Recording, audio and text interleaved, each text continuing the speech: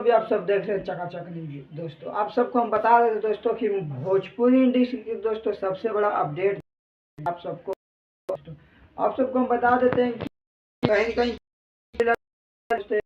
गाना जो कल 6:45 में आ जाएगा। दोस्तों आप सबको हम बता देते दोस्तों कि गाना काफ़ी अच्छा है दोस्तों, और गाना आप सब सुन भी सकते हैं दोस्तों जाके।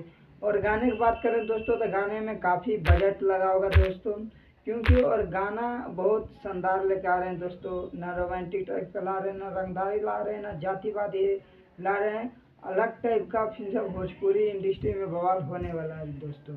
और ये भी बता देते हैं दोस्तों कि ये गाना का ट्रेलर आ गया है दोस्तों, जो आप सब जाके देख सकते हैं JM जैक्सन भोजपुरी पे दोस्तों। तो आप सब जाके देखिए। और ये गाना के टाइटल है दोस्तों जान बड़ा बबुआ, जो काफ़ी प्यारा गाना होने वाला है दोस्तों। परिवार के बीच में आप सब सुन सकते हैं। तो आप सबको हम बता देते दोस्तों कि आप सब जाके भूलिएगा नहीं, देखिएगा दोस्तों। और बाकी बात चकाचक न्यूज के दोस्तों आप सब सपोर्ट कीजिए, क्योंकि ऐसे बराबर इंटरव्यू आता रहेगा दोस्तों। तो अगले वीडियो में मिलते हैं। हर हर